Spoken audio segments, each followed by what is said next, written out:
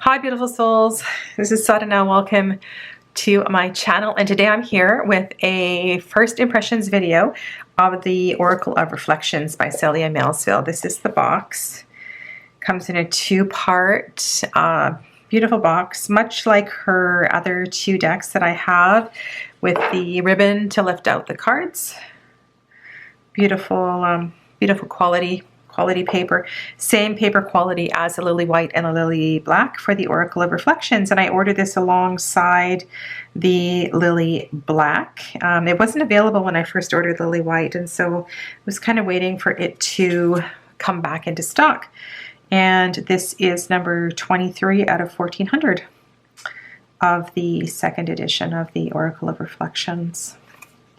Yeah, she does some really beautiful touches when she sends her cards with bookmarks and so forth. This is the little white book that comes with it, the Oracle of Reflections, and it's half in French and half in English, so you just flip it over for the other language. Little bit of background information.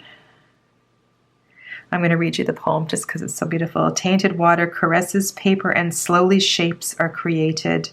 Little dots or curves. The apparition reveals itself and comes alive. It moves under the water, slowly dancing. And when suddenly paper comes out of its bath, contracting under the whispers of the air, the chimera stands still forever. It awaits the look that will give it life and transform into symbol its illusional nature. Every stain awoke a different heartbeat in me, each whispered to my ear, and it's under my pen that I tried to awaken their deeper meaning. Look, listen, feel. For you, like for me, they will undress and dissolve your illusions to tell you their secrets. So this is it's a really beautiful deck. It's actually quite a heavy deck. This is not, I have already been through the cards twice maybe, and it's definitely not a feel-good deck if that's what you are looking for. This is going to really amplify the deeper message if you're using it alongside a tarot deck, or if you're using this on its own.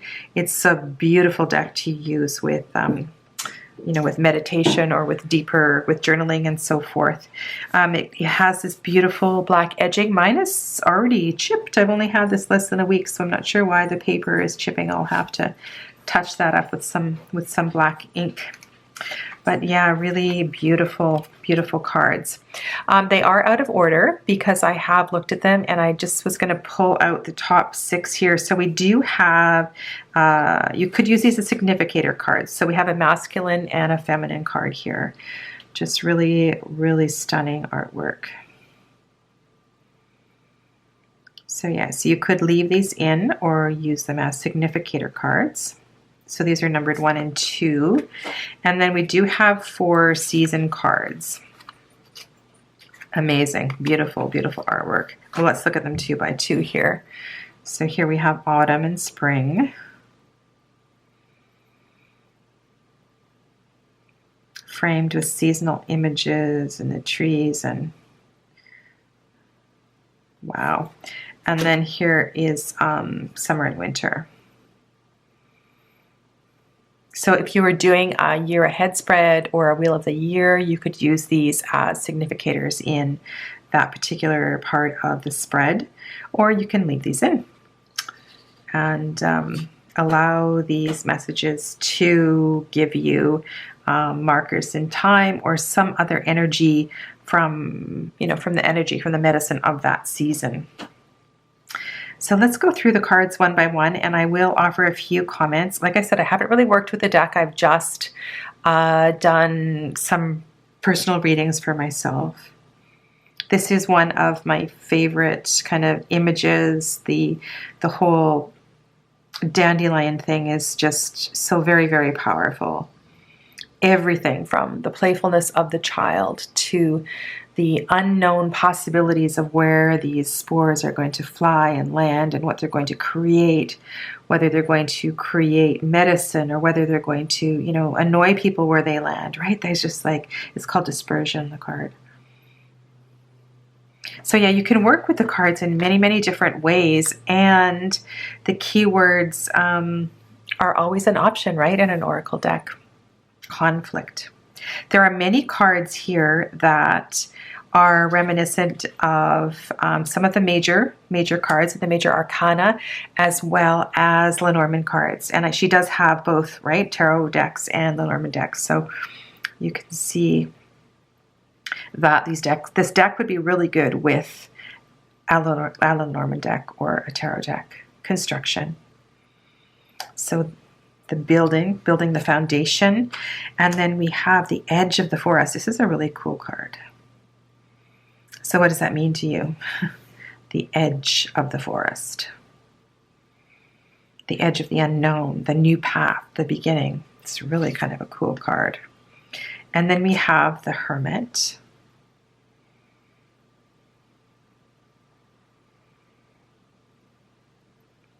And so, yeah, this whole process of creating the paper first, and then allowing the pieces of the paper to create themselves, right? To create what wanted to come forth. We have the shadow, more of a Halloween type image.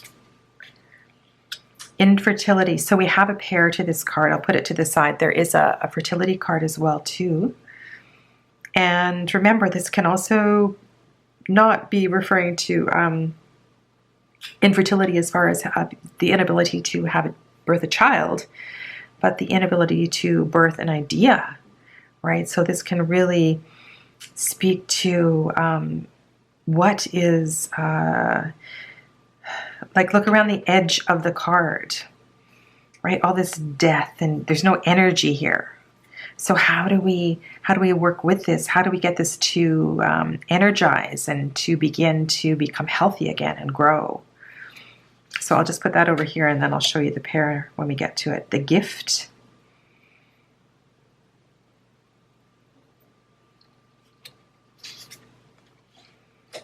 The rice bowl.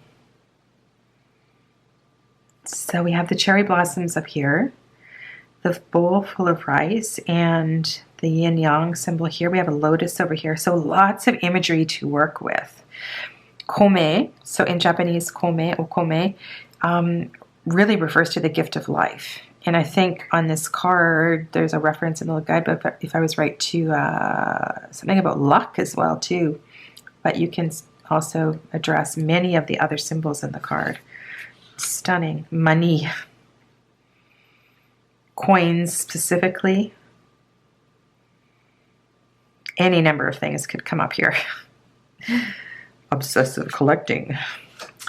The match. So here we have a spark of energy, and we have a few cards that are quite similar. I'm going to put that one to the side. Here we have letting go. It's a pretty powerful image. The courage it takes, right, to surrender into that energy is just enormous. Mandala. So here we're looking at sacred geometry to divinity, to patterns, and nature as well, too. Health. Apothecary. Wellness, balance, temperance. Pure love.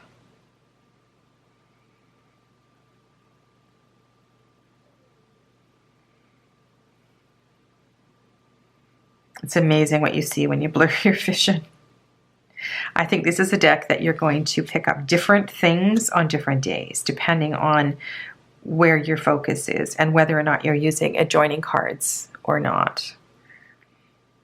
Family.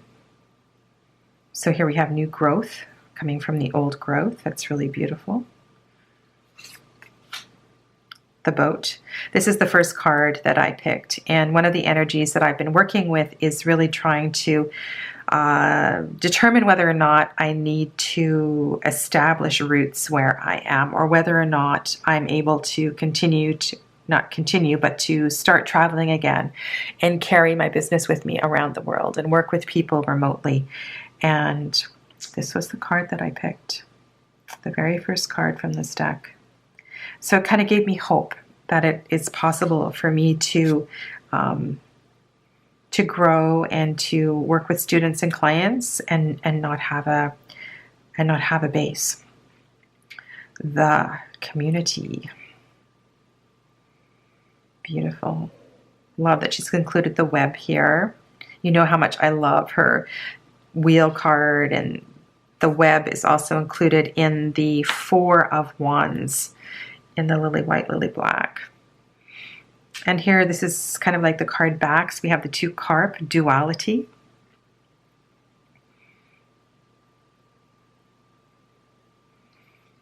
These are big, big, big words, big concepts. Rupture. So in French, la rupture and break. And those words might mean something completely different. This also has a sense of letting go. Like if you pulled this card and the letting go card in the same reading, imagine how that would, what would that do for you? The dance.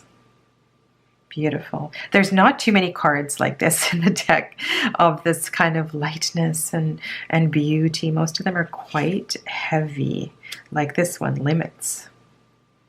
But look at how this plant life is growing. And what happens if this plant grows really, really tight around the frame will snap. So we kind of need to allow these things to take their course. Love this one, the choice. We've got doors within doors. We have the compass.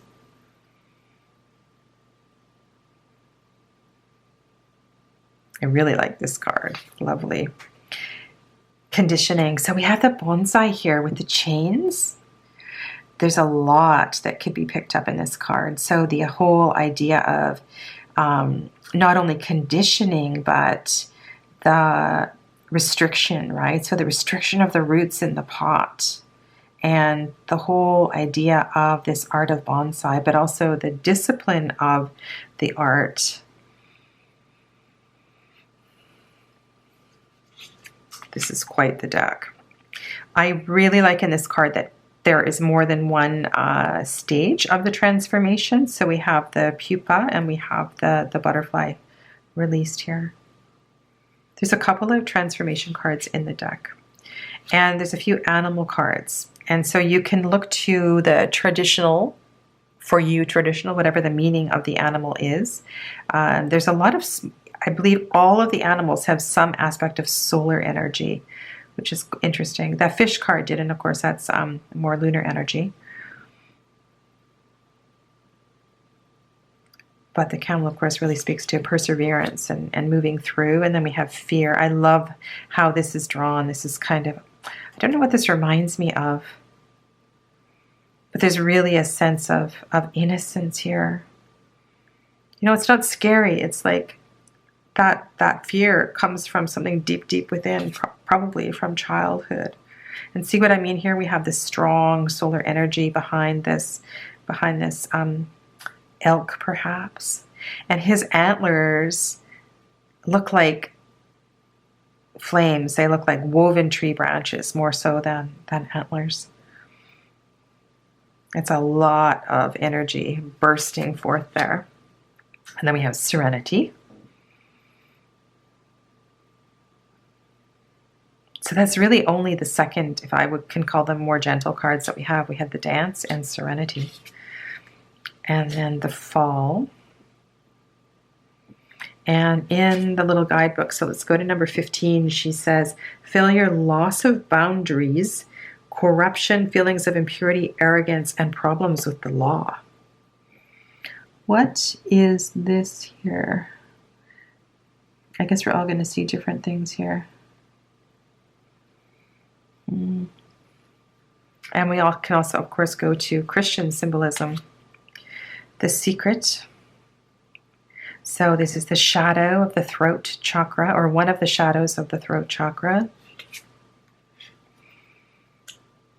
The horse. Such a beautiful. She really draws her horses with so much feeling. And I do kind of go back to the Stephen Farmer book, for the medicine. Here she says arrogance, pride, insolence, vanity, and reduced vision. So this is, I'm going to have to look that up. Oh, here's an example of what I was talking about, the Lenormand card. And it'd be really cool if she had numbered this the same number as the anchor card in the Lenormand, but it's not. So what does the anchor mean for you? And something that just right now, I can feel the weight of this.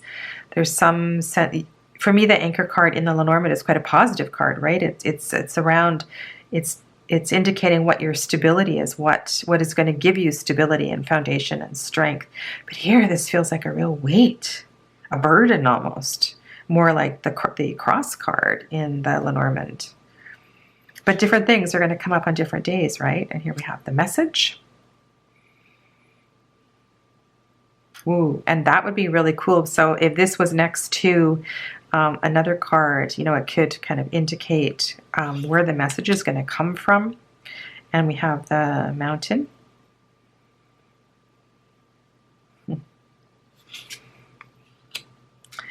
Manipulation.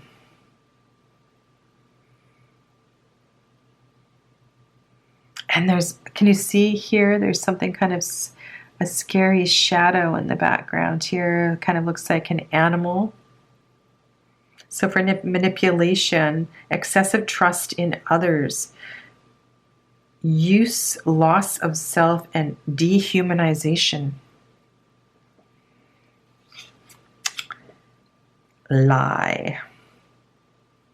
Reminds me of the Emperor card in Sasraibito. Justice. So for me, she's facing her justice, right? She's facing her karma. She's dealing with her karma. She's actually handling her karma. That's cool. 20, that's number 21. And then we have the owl.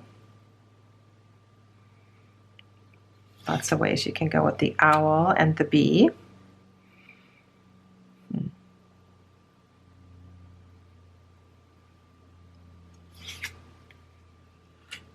Lotus. Beautiful.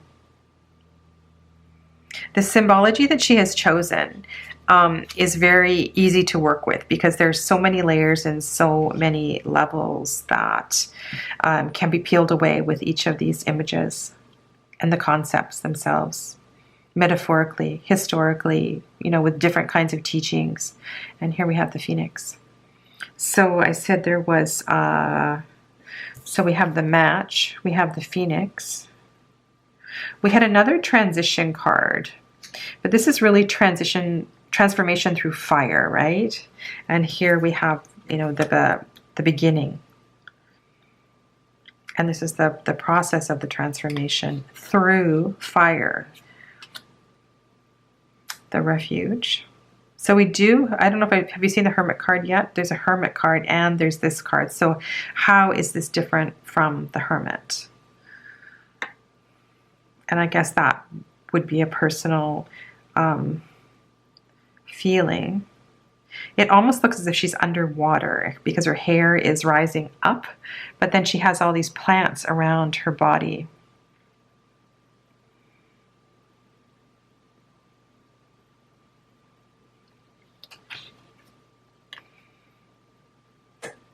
Stairs.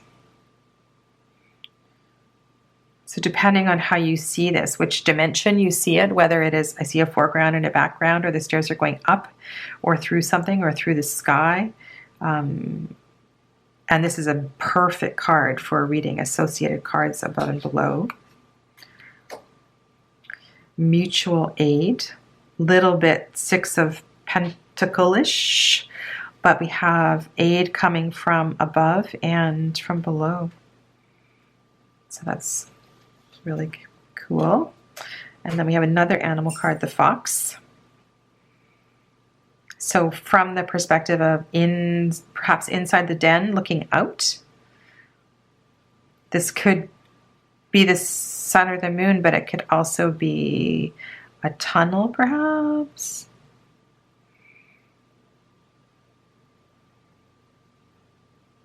And I'm really starting to appreciate the complexity of this animal not only as cunning and a trickster, but as a magical being. And there's just so many ways to look at the fox. This is really beautiful.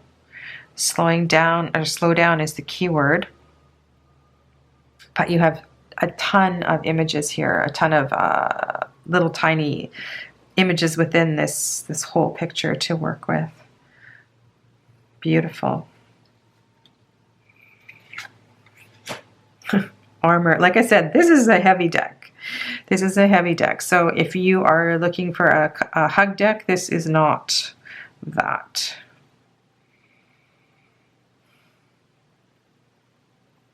Why? Why are you wearing the armor? Okay, and then we go to exclusion. This reminds me a little bit of, so I'm thinking of Osho Zen when the child is looking out through the bars. Is that the 5 of rainbows in Osho Zen? I'm not going to go grab it now, but remembering that exclusion. It'd be interesting if she had an inclusion card as well too, but not exclusion. Okay, so here's the one that has the pair. So this is the 0 card, which is spark of life. And then this is the infertility card here. So it has a similar shape, but we have nothing growing here. And here we have plant life.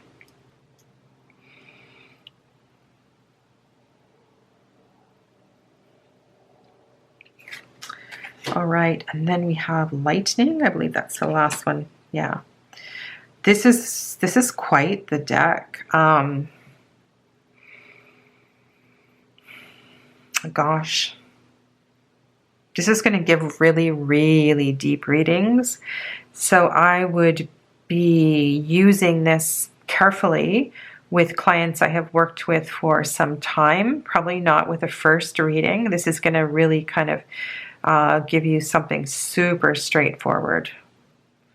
Wow, very, very powerful oracle deck. All right, so let's shuffle and pull a card because we can. Right. That's too bad about the chipping. I'll let Célia know. All right. I think I'm going to do a 3 card because I think just 1 card is going to, it's just not going to be enough information. So I'll kind of pull a topic card, and then we'll pull 2 cards for more information. So yeah, I put the season cards and the 2 significator cards back in. And so we have all, I'm just hoping the number's on the back of the box. It's not.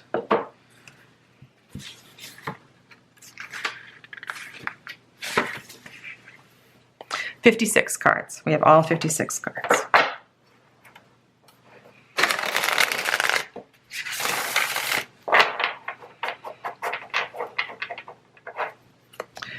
This is really beautiful. Beautiful cardstock. Okay. The gift. The gift. So whatever you are going through right now is feeling easy or feeling super, super challenging, it is important to find the blessing in the experience of whatever's going on right now. So whether these are challenging times or things seem to be flowing quite smoothly, so you either really want to come into making sure you're super grateful for the ease, or really kind of digging a little harder to find the gift, to find the gold in what is happening right now. Manipulation.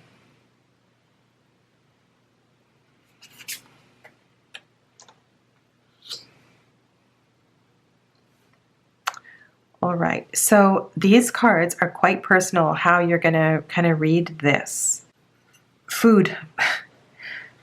I'm really going to go with the whole food thing here, the energy, the essence of life, because here we've got the lotus, right, which is representing that a huge transformation, but it's just kind of sitting here as a decoration. So I'm going to focus on this energy of life and the all that represents. And there's this tremendous energy and vitality. So to really celebrate the gift of life, the gift of food, the gift of community and coming together over supper. When is the last time you sat down with your partner or with your family and actually had a family supper and really celebrated that, the gift of family and all of that? So this could very well be the medicine for this situation here.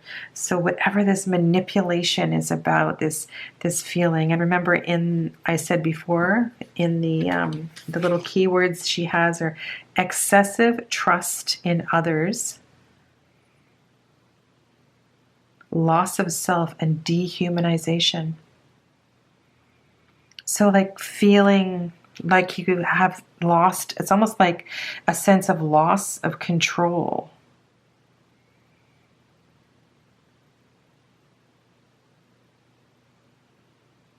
And the way this person is all bandaged up, it almost looks like a spider.